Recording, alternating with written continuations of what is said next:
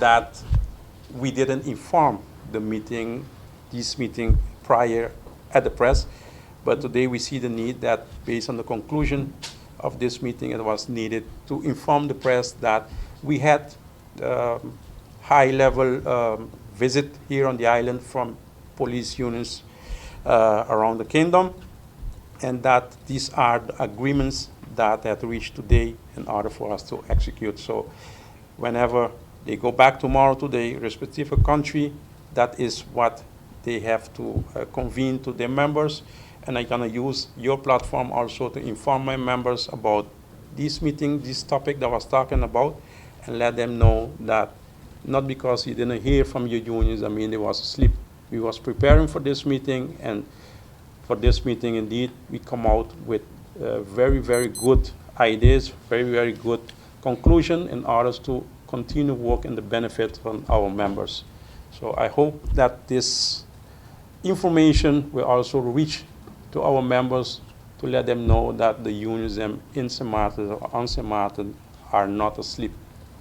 We just was taking our time in order to have this thing done, and we had received now indeed cooperation from other unions around in the kingdom in order to have this thought that we have to start moving.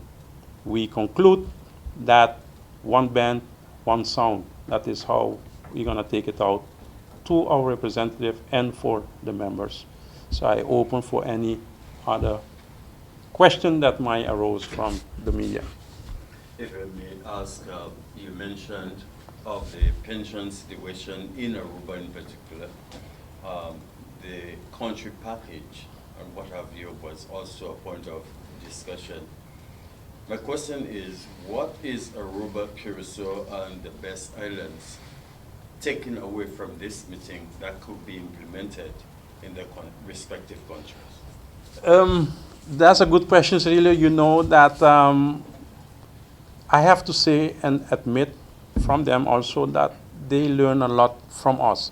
They learn a lot from us, from our fight, struggle that we have, what we did, what we achieved, and what they take out from us is the knowledge that Dr. Anders Yezeroom had shared with us. You know, it was, I mean to say it was not a mistake to invite Mr. Yezeroom, who have a broad knowledge of what is going on, in order to share and give presentation about, for sure, the country package, because I know that he is a person that is dealt in those type of laws and topics. So he gave a broad presentation, and from his presentation we ask questions, and from those answers we receive, they learn a lot. You can even ask them yourself, and they will convene that answer to you. The issue of salary payment to police officers in the Dutch Caribbean versus that of the Netherlands was also a point brought across during the session of yesterday, of course. How do you intend to bring across that message to ensure that at least St. Martin, Curacao, and the Best Islands find themselves in a common place, as is with the case of the colleagues in the Netherlands? Yes, that was also a point of discussion, Mr. Rillo, that this came about actually in St. Martin since 2020, when we get the assistance after hurricane and then the pandemic, to our attention, NFP based in Martin, that the Dutch colleagues, we came to assist us, but we're doing the same job, but then we realized they get more pay from us. So the question was asked to Mr. Yezeroom, you know, that, okay, it's not we paying it, is Holland paying it. Holland economy is more stronger than us, but then come to the part, if we equal in the kingdom, equal part in the kingdom, then we should be treated equally. So that is one of those a point also that we will take up. We already decide what we will do to approach to see at least if we can get that same treatment here, because if you see in the country package, I think it's paragraph 2, if I'm mistaken, whereby documents stating also that we are equal partners and should be equal treatment in the kingdom. So based on that, we will go and see if we can get that equal treatment in the Caribbean. And we also see that Holland is divided Dutch European and Dutch Caribbean. So those type of those type of discrepancy too, we touch base that if we have to be treated the same, we should be treated equally on all the territories from the Dutch.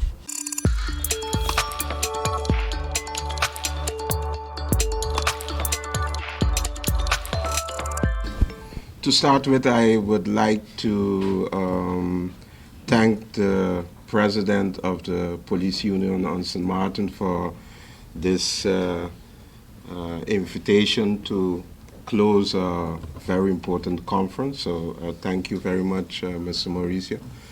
And I also want to thank the delegates from the other islands, so from Aruba, Curacao, with 2 unions. I think Aruba is also 2 unions. One? So I want to thank you all also for being here. So I'm sounding like I'm only thanking. In my even before coming chief in my career, I was a militant of the NAPB also. So I was a member of the Congress for a very long time. And there the lessons learned are that you have to do it together. There is a separation of status within the kingdom, but to be very honest, from my experience as chief of police, I noticed that the problems are very similar.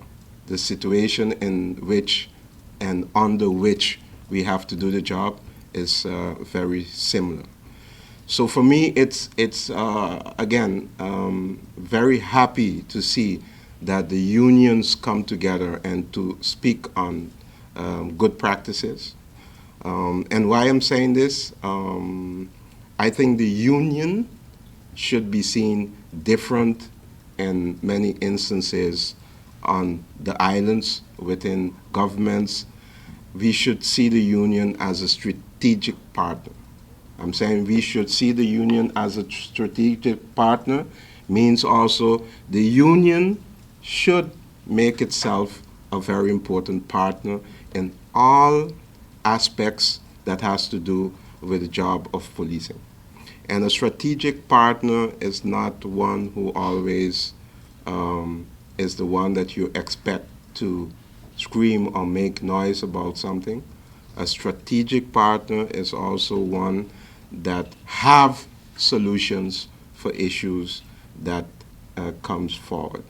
And if it's like that, means that we should make more use of our strategic partners to come to solutions on our various problems that we are confronting. So as an advocate of protecting my officers, I see this as a very positive movement, that unions come together in a positive light, and hopefully you all can share also with us as management of the different police forces the production that came out of these meetings, so that we also can consider all of what you have achieved this week. Thank you very much for being here. And saying that, I will use this time in order to share some token. And the first token that I would like to share is to our Chief of Police, Mr. Carl John. Token of appreciation. And open it so you can see, so I'm going to drink your coffee, drink your tea. Yep. Nice. Thank you. Carl. Yes. Please. And also, it's the same as Chief of Police, a token that when they go back, they will remember NFB St. Martin drinking their coffee, because This coffee he was drinking the whole day. St. Martin representing Apple Curacao. Miss Grace on behalf.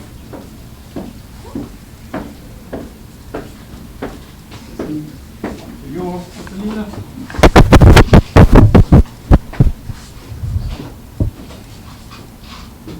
Juan Lawrence, Straff, Curacao.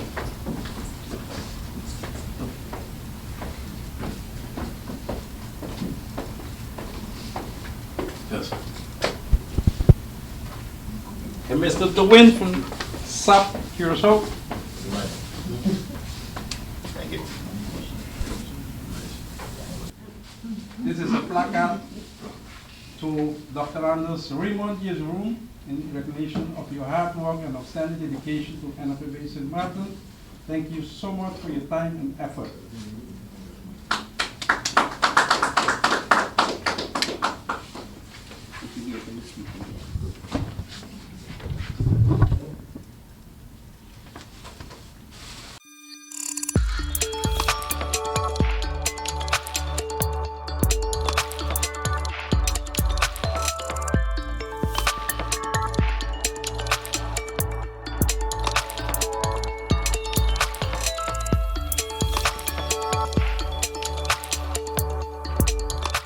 Mealtime rules. Don't serve yourself first. Do not eat with your mouth open. Don't rest your elbows on the table. Don't make noise when eating. Does not apply when enjoying KFC buckets.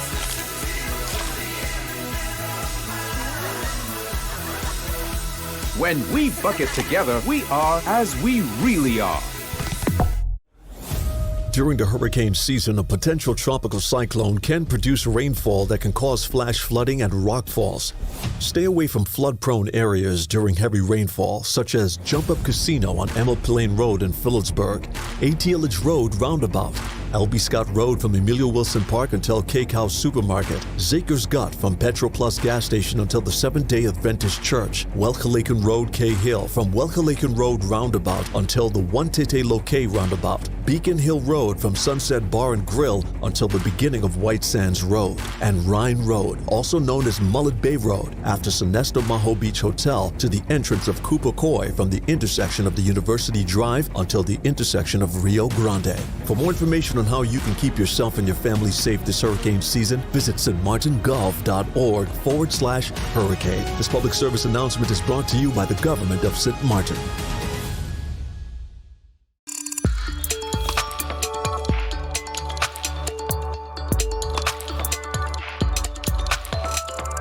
Fernando, I am saying congratulations to Dr. Rhoda Arenell, PhD.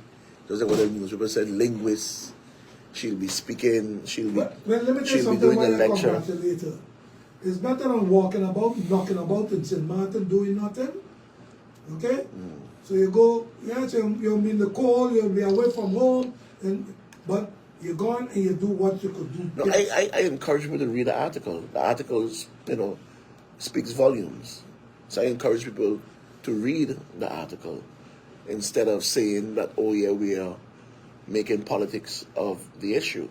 Whenever a fact is to be stated and it makes you look bad, then it becomes politics. But the facts is what it is. And of course we all here congratulate you. We all here love the fact now that the Howard University, Ivy League, a renowned black university, grabbed her up. And she'll be doing Caribbean history, and I know in her talks she'll be talking a lot about St. Martin. I wonder what she'll tell them. People will get to know about St. Martin. She'll be talking good and nice sweet things about St. Martin. But then when they ask her, so how come you ain't walking down there? She'll say, man, just come to St. Martin, visit the island and have fun. Yeah, but how come you're not working there? Fernando, we have professors from all over the world who is from different countries at different universities. Yeah, but they could say, well, I am here because X, Y. But if you guys say, well, I'm here because I couldn't get a job in my own country.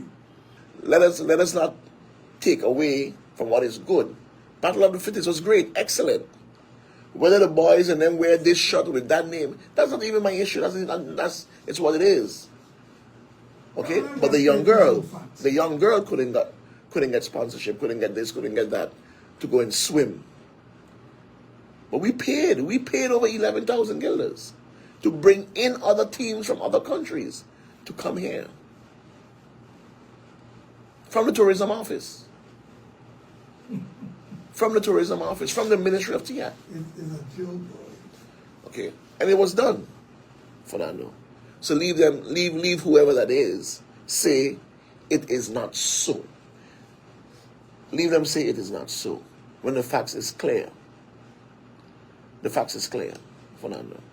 And that's what I wanted to make mention tonight. And I was having this discussion and people say, yeah, but Chris, we are listening to other MPs and we are listening to them coming on the radio and who ain't passed 22 legislations and laws and all these initiatives and stuff. And where is yours? I said, not one. Not one. And when I gave up, how come you? I said, but here's my thing. And I try to get people to understand the reason. I have learned and I've seen, Fernando, what it is and for what it is. And this is the reason why I continue, and I will continue to impress, hammer on the population, hammer on St. Martin people, explain them the reason why I'm saying what I'm saying and doing what I'm doing. When I spoke on the news about dollarization, did you see what the central bank said with dollarization? I think Lou Ferrong came out and said they're going to put the Caribbean guilder on hold. But you remember last week, Tuesday, Fernando, when we came here, we spoke about what it cost to run the central bank. The cost of it to run the central bank.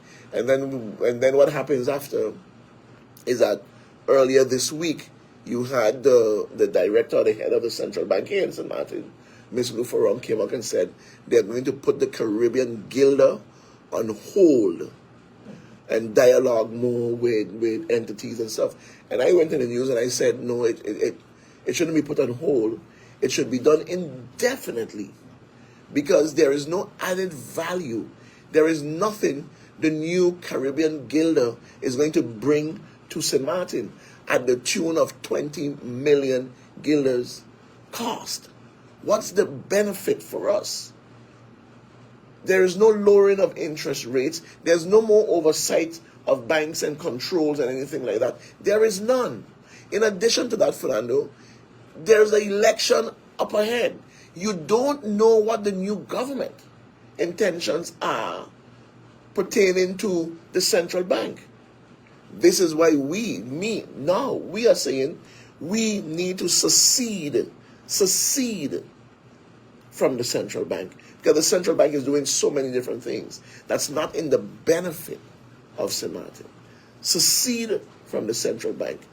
Dollarize the economy. And then people say, yeah, but I said, but we are already living a dollarized economy. We have been doing that for the past 50 years. In addition to that, then the question was asked, how are we going to benefit now from dollarizing the economy? The question is, how are we not going to benefit? And then I give a simple example. As it is right now, Fernando, we benefit from the 26 million in terms of guilders, whenever you pin dollars from the machine. But where does that money go? It doesn't go in the coffers of St. Martin. It goes to the central bank of Curacao and St. Martin. That's where it goes because of the mechanism and the system that they have to manage and control the execution of it.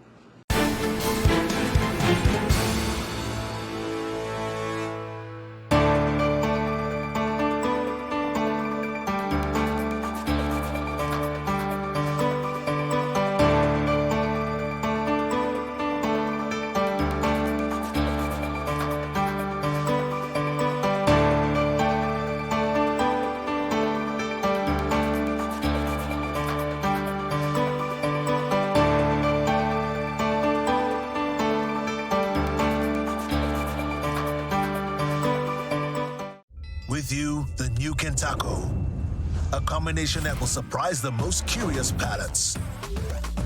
Combining the deliciousness of KFC chicken and the practicality of a taco with a doubly delicious ergonomic shape.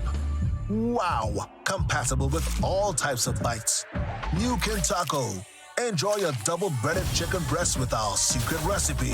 Cheese, lettuce, and tomato. New Taco, the innovation that's in everyone's mouth. It's hurricane season. Are you prepared? Here are a few tips to keep in mind to help keep you and your family safe. The Atlantic hurricane season runs from June 1st to November 30th, with the peak occurring between mid-August and late October. This hurricane season, be sure to put together a go bag. A disaster supply kit including a flashlight, batteries, cash, first aid and supplies, medications, and copies of your critical information if you need to evacuate. This public service announcement was brought to you by the government of St. Martin.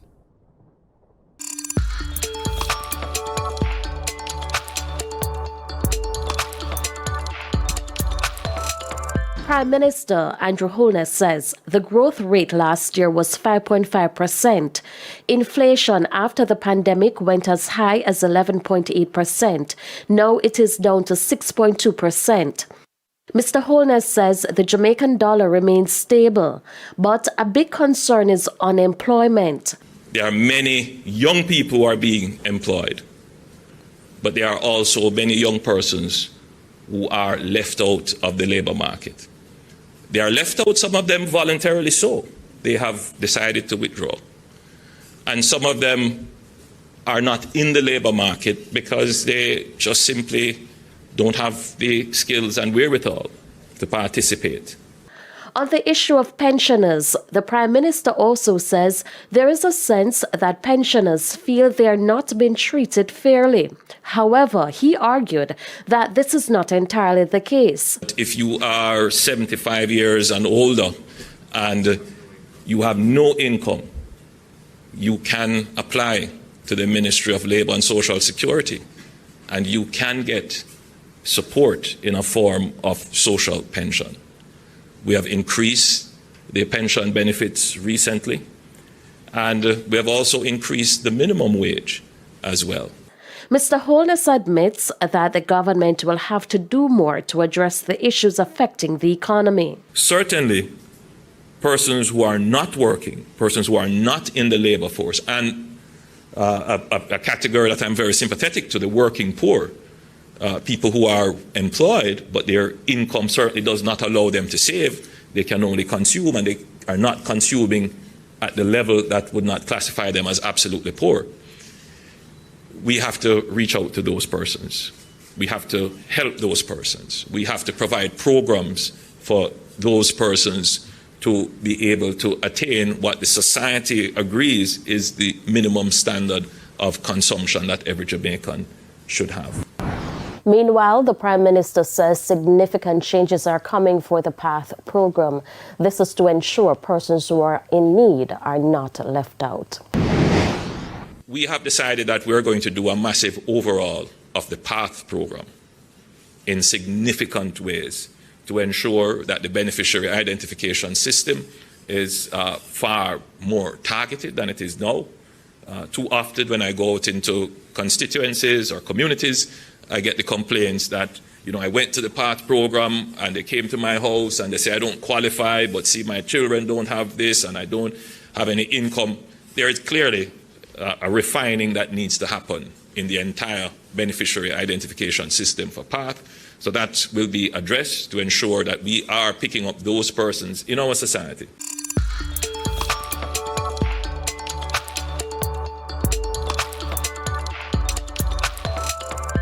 Ms. Dalrymple said it's not the first time the BTMI and the Department of Archives have hosted the marketplace, and pointed out that it provides an opportunity for Barbadians to better understand their heritage. She discussed the details of the event. It is a plank in our marketing arsenal, and we have been pushing this for the last 8 years. We've been working with the archives. As everyone knows, the BTMI and tourism, we own nothing. So we have to partner and make very close partnerships with other organizations, and the archives is one of those that we have partnered with. And it gives us the opportunity to target and market to another group and let persons know that we are more than sun, sea, and sand. We have other things such as heritage, and we want to market that to the second, third, and fourth generations in the diaspora. The BTMI product manager said there is increasing interest in the Department of Archives and the genealogy market. The marketplace has grown and it has expanded. It's not only in Barbados. We would have held a marketplace in Atlanta and one in Charleston. As most people would know, Barbados formed the Carolinas, so there are great connections and wide connections in South Carolina.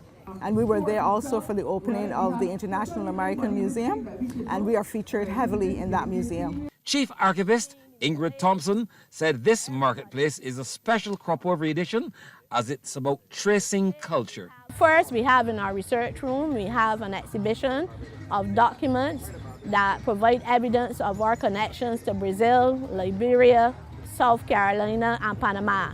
Those are the 4 countries that we're concentrating on at this marketplace today. And we also have a list of the 346 persons who went to Liberia in 1865 on the Break Cora.